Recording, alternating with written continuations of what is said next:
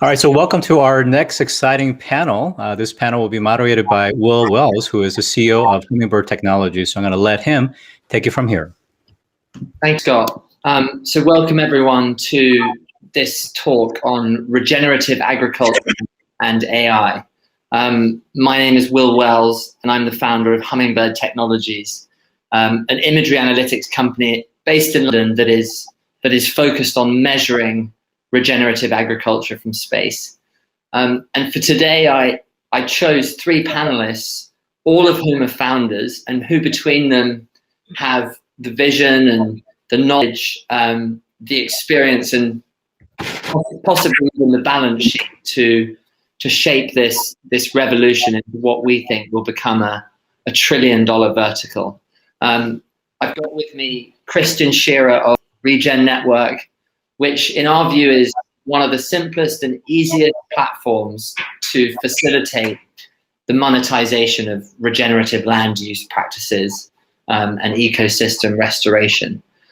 So Hackford, a futurist, she's an expert on so many things within novel science and tech, and has given 200 talks, which is 199 more than me, on everything from gene sequencing to asteroid mining, and is also a founder herself and a technology advisor to John Deere, the giant of the space. And finally, Alexander van der Koevering, who is the founder of Rabo Carbon Bank. And surely that must be one of the driving seats in one of the most important financial vehicles of change for green finance and agricultural sustainability. So, Christian, I'm going to start with you. We'd love to hear a bit more about what you're up to, who you are, and particularly what Regen Network is trying to achieve. And perhaps you could tell us a bit more about the science behind carbon sequestration and why this is such a big opportunity in the fight against climate change. Yeah, thank you, Will. I really appreciate being here, especially on such an amazing panel of folks that are doing such good work in the world. Regen Network is a full stack technology company that's building public and shared infrastructure for the entire space of climate finance. And we're starting in the ecosystem services space, having to do with carbon credits and other ecosystem services. We recently brought our first farm projects online. We were working with a group of ranches in New South Wales, Australia, that are practicing integrated livestock management on tens of thousands of hectares of area. We were able to use remote sensing methodology to verify an increase in soil carbon on the ground, along with minimal ground truthing data to help make that happen. We verified and issued carbon credits that Microsoft then came along and said that they wanted to buy all of those carbon credits from us. So we're able to make our first large sale to Microsoft, which was very exciting for our company. Next week, we have a huge event for our company, which is that our mainnet of our blockchain is going live. We have 50 validators lined up that are going to start validating. Anyone who owns the Regen token becomes a governor of Regen Ledger and Regen Network. So this really becomes open, public, verifiable, and transparent data ledger for the world of ecological finance. Now, to your second question of why agriculture plays such an important role in our efforts towards reversing global climate change and drawing down the carbon in the world, well, the stat that I like to quote is that 60% of the Earth's land area is managed by farming families and ranching families. And these are individual people and individual families that are making decisions for themselves, their families, and their communities on a year-by-year basis about how to manage those landscapes. A lot of those decisions come down to financial decisions. What are we going to plant this next year? How are we going to manage this land? And what sort of returns do we believe that we're going to get for that work so that we can send our children to college, so that we can pay for our healthcare, et cetera? And where Regen Network is stepping in is saying, if the financial incentives were aligned for these farming families to decide to practice ecological agriculture rather than conventional or chemical agriculture, they would make the choice to switch to ecological agriculture regardless of their own viewpoints around anthropogenic climate change. And if we can start to see that shift, we then start to see a dramatic change. And, over the next decade, we could have a huge impact, not just on carbon, but on ecological health in general on this planet. Fantastic. Kristen, you mentioned data and blockchain and Microsoft, and I just want to bring in Sophie here. Sophie, you've been involved in scaling many different data technology solutions. Can you tell us a little bit more about your background and where we might be today in terms of using data science in the agri-food sector and do what some of what Kristen is excitingly pushing? Yeah. I mean, I'm a futurist in a sort of 30-second introduction, which means I spend time telling companies what's coming down the track from a technology perspective. And for the benefit of this panel, my most relevant client is John Deere. I'm on their Global Technology Advisory Board. But what that essentially means is that I help them think about what does 2030 look like for all of us, not just for farmers, but for consumers, for employees, for everything, and try and work backwards from that. And so, when I think about these questions that Will is posing to us, also as a founder of a data labeling company, it's, as a futurist, what I think about is what needs to happen for this vision to come true from a technology perspective. It's power, right? So we're going to need a lot of compute power, a lot of data crunching technologies. We're going to need a lot of data centers. Are they going to be on Earth? Are they going to be in space? Where are they going to be? And how's that going to work? Where's the compute going to happen? Is it going to happen on device, on machine, or is it going to happen, up there in the ether? So all of this stuff, huge questions we need to think about. Is it quantum machines? Is it digital twins of individual crops or of whole farms? There's so much to think about. But a lot of it depends on this sort of edging forward in these technology areas, and then of course making those big leaps when they come along too. Fantastic, and it's interesting the point you make about the quantum leap, and within that world of data and digital twins. I mean, Alexander, could you perhaps introduce yourself and talk about how what Sophie's mentioning, data, meets the financialization of some of these items? People on this call are probably wondering, what's a bank doing talking about sustainability and technology? We'd love to hear more from you. Well, I think if we think about carbon credit as money, then it's easy to understand what we're doing.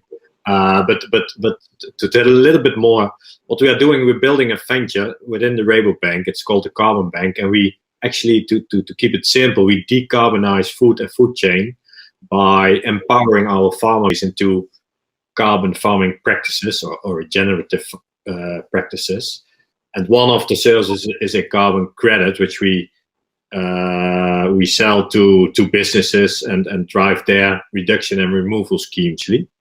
And we're working on two propositions. One is we help large food and ag corporates to set up their project with their own farmer suppliers and to make sure that they decarbonize their supply chain. And the other one is we help farmers to apply carbon farming practices, make sure that carbon is sequestrated in soil, and then a carbon credit is created, and we sell them to large companies like Microsoft, actually, and others. So that's what we're doing. And I believe if we talk about data, Sophie and Christian as well, thank you very much. I mean, I think the biggest challenge for now is that the measurement of carbon in soil is key. I mean, regenerative farming is hundreds of years old, right? So this is very proven technology, actually. But what is new is thinking of agricultural land as a carbon, and that's why we need data. Measurement of carbon soil is key. And if we want to widespread commercialization, then better tools are needed for more predictive, quicker, more precise in-field soil carbon measurement. And I think that's really key. Excellent. I love the concept of regenerative agriculture not being something new, but perhaps the verification, the technology, the monitoring capability, modern day technology is what's been missing in the past. And I just wanted to ask Christian, how important is that low cost, independent, scalable verification in terms of scaling up the carbon credit trade that Alexander was just talking about?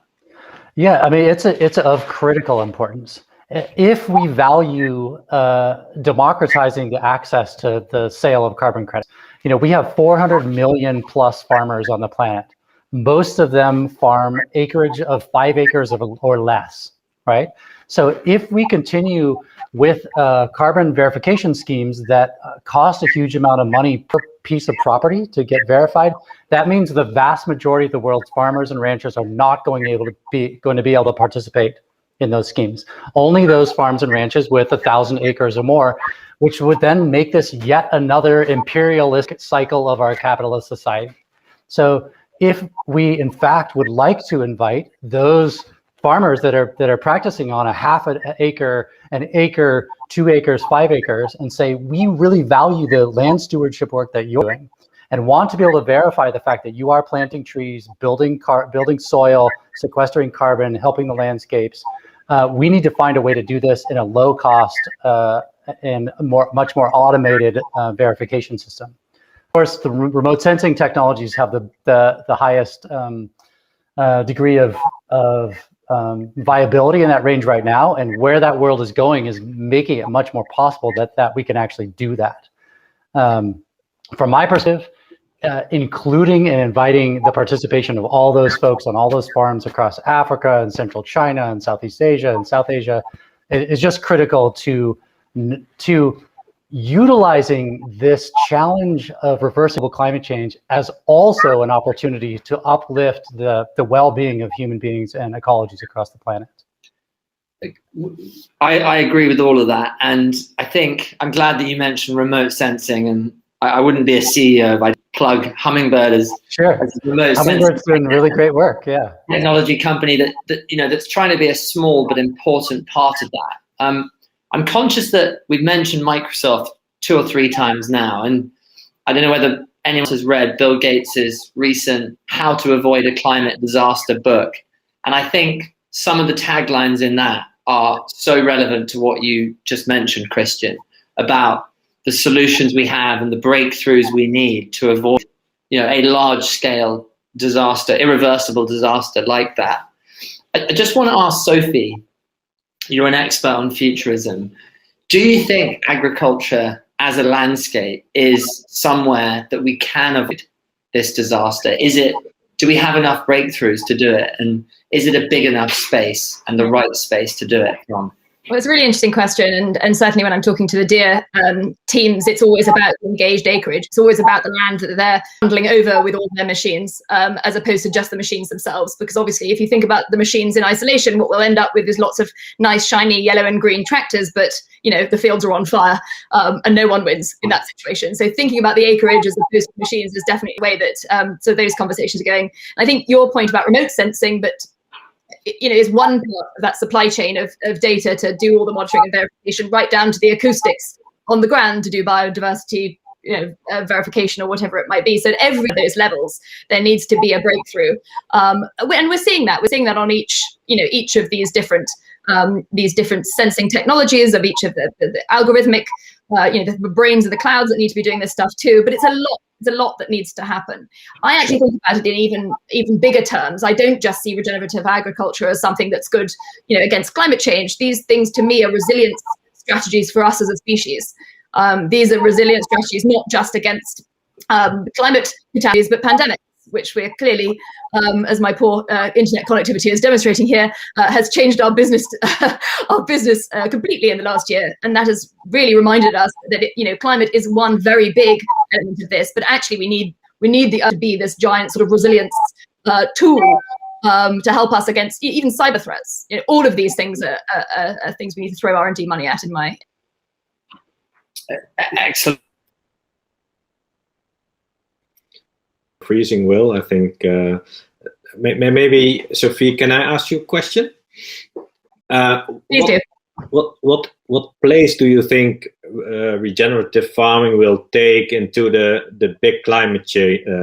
I mean, I totally agree that there's much more than climate challenge. What regenerative farming can bring to us. But if we focus to climate change, what do you think? What place will it take? Yeah, it's a great question, and you guys are, as if not more qualified than me to talk about this. But clearly, soil carbon is something that's going to be available to us soon. And I think we all know we want things that we can sequester carbon quickly. We hope, of course, that the big silver bullet's going to come, and there will be other technologies that will be able to accelerate that. Of course, we can plant trees too, and that's great, but it takes longer. So I think that it's an important, to me, regenerative agriculture is a very important part of that strategy. It's not the only one, but it's certainly, particularly from a soil carbon perspective, one that we can do in the short-ish term. And God, we need some short-term solutions as much as long ones. Sorry for the connection there, guys. And thanks, Alexander, for stepping in. I was actually going to ask you, Alexander, when you think about the opportunity in financial terms, how big a market is this? And the second part of that question is family office capital, and particularly in relevance for this call. Is there a role to play for family office capital? And I'm sure, Christian, you'll have a view after that as well. Yeah, please.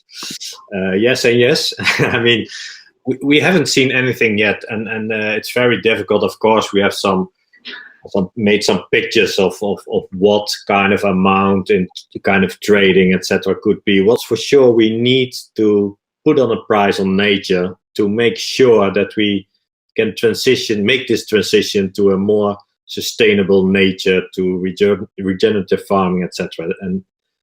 And how big this market will be, I'm not sure. I think trillions of dollars, but at the other hand, I think that there will be much more.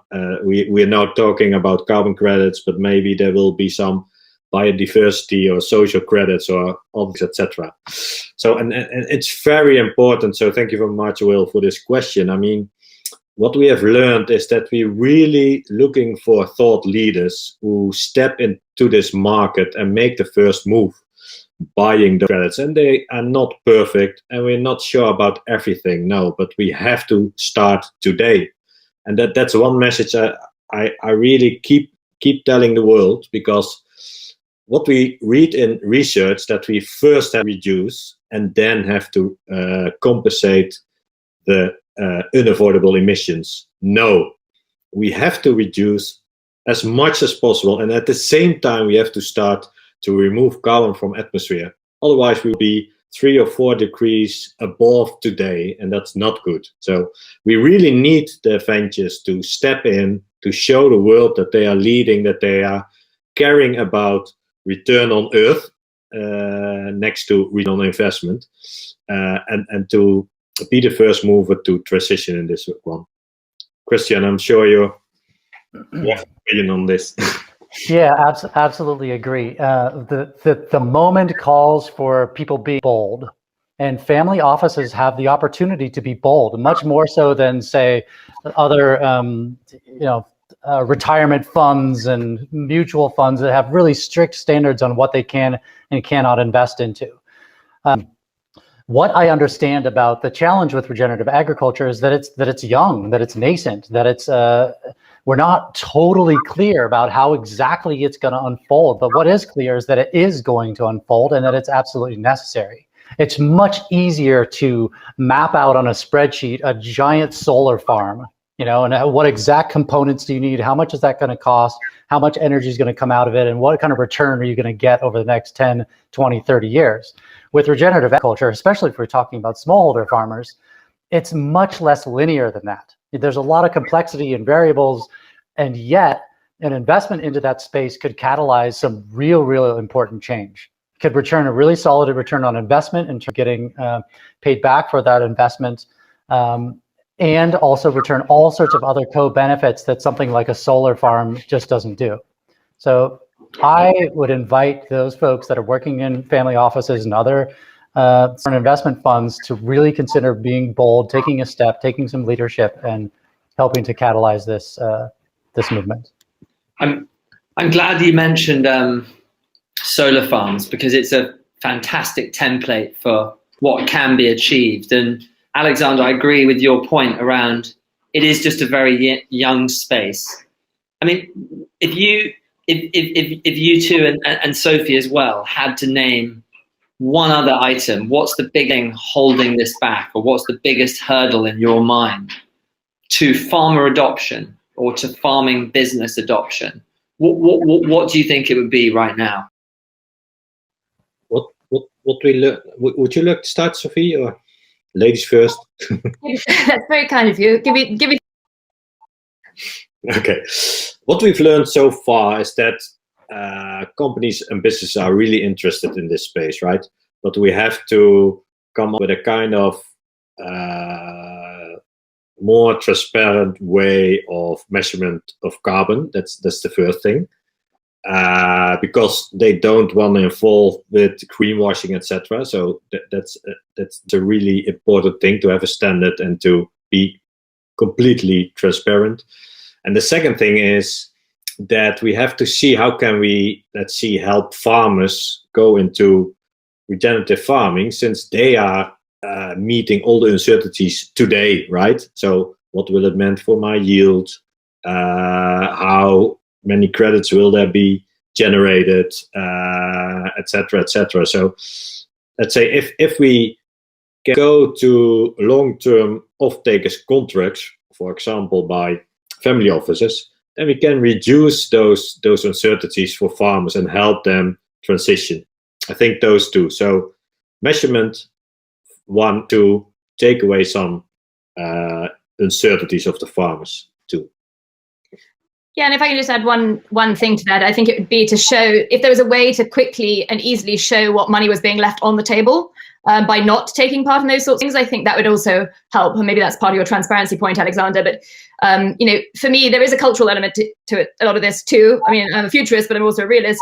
Where these are big things to ask farmers to do differently. And data is obviously a very contentious thing, not just in farming, but in pretty much every industry too. So I think there needs to be quite an explicit and obvious sort of return on some of these behavioral changes. As I said, I think helping people see where what that data is being used for, and as I said, the sort of financial dollars that are sort of sitting there on the table to be scooped up, I think would be And my answer to that is, without a doubt, financing. And what I mean by financing is that it takes a growth of capacity, it takes additional implements, it takes a change in management strategies for a farmer or rancher actually to implement the changes that actually result in the sequestration of carbon in the soil and on their landscapes. If we're asking the farmers to fund that themselves, this is going to be a very difficult sell for them. They have been at the short end of the stick for a century now or more, where it's like, yeah, well, go ahead, farmer, take risk on. We'll see what happens. They're working on margins often of 3 to 5% in their farming businesses.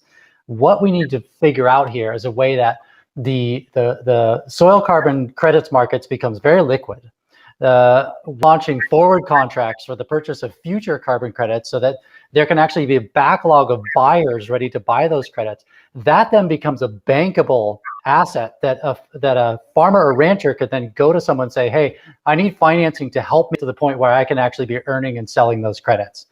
At that point, then, family offices, impact investors, and others can step in with upfront financing that can make the changes that will result in ecological impact. And I think, just to add to that, Christian, very quickly, looking at the time, I think there's also this, the better you farm, the better your credit score, is a very nice way to think. Right. So I've got one more question, and then I'm gonna wrap up. I think we've got just under a few minutes. Regen Network is engaged in some very sophisticated blockchain, and Sophie, you mentioned digital twins, and I know that under Rabo's fintech hood, there's some deeply impressive technological breakthroughs. Is there one thing that is possible today or in the next year that can really accelerate this from a technological standpoint? I know that's a difficult and open question, but are we seeing it today, or are we waiting? I think a lot of you have mentioned measurement, and we certainly feel like accurate remote measurement is the thing, but it would be great to get everyone. I'm happy to hop in there. Certainly the remote sensing measurement is very, very important, but there's another layer of data infrastructure that needs to be coupled with that accurate measurement, which has to do with trust and transparency. because you can do all the accurate measurements of if you want. If the public and the actual purchasers of those are like, I'm not so sure that we can trust what you're saying you've done, then it's going to get you nowhere. So, I may be a little bit biased, but building public, open, community-governed infrastructure upon which that data layer can reside, for me, is of critical importance to the future of this system. I really like your blockchain initiative, because I think if we can come up with a tokenized way of carbon credit, so we have all the information, we are very clear on what acre is this carbon credit generated, what is it doing for biodiversity, when is the vintage, all the information, it will really speed up the market, because then we can really have a very transparent way of register this kind of it's actually, yeah. And I think just to add an extra layer and perhaps a few years and maybe even a decade on top of that is the idea that you could then have a digital twin of a national agricultural system. So you could then be seeing how much food is coming in, going out, it's connected to the health of the nation, it's connected to the health of the land. The idea that you could have this sort of beautiful version of the agricultural system running in the cloud that you could use to ask counterfactual questions of and all that kind of stuff. That's to me where the excitement comes, when you start connecting all this stuff. Excellent. So before I wrap up, one of our viewers asked the question, does regenerative agriculture and does the carbon market need regulation in order for it to be, or in order to avoid being discredited? And how can this be done? We've got till 5 past, but I think it's an important question, and we'd love to hear your view on it. I can take maybe a contrarian stance here, which is that I don't think we need top-down regulation for them. What I think we need is trust and transparency, so that auditability can be done by anyone. And as soon as we have that, then we have groups like Moody's type analysts that step up and give ratings to the various different grassroots efforts to verify soil carbon and other methodologies. And in that way, you then have a peer-to-peer way of validating whether a methodology and scientific approach is actually valid or not. For me, that's much more exciting, because when you start in a top-down method where the regulators and the legislatures are the ones saying what can and not be done, you're then missing out on a huge amount of important innovation that could happen from the ground up. I think for me, where the regulators come in, and you guys are much better qualified than me on the rest of the market itself, but is to think that if carbon was priced properly into a lot of things, then the economics gets turned upside down. So I think for me, I look to the regulators to help undo some of the subsidies perhaps that have been paid to industries that rely on them and actually don't have a net positive on the planet. And as I said, for me, that's where. Well, thank you all for some of those incredibly insightful views, and particularly as 3 founders, myself not included in this space, incredibly grateful for your time and candid answers. It is such an exciting few months and years ahead, and we look forward to staying in touch and seeing how you all progress. So thank you very much. And Scott, back to you. Thanks, Will. Thanks, Sophie. Thanks, Alexander.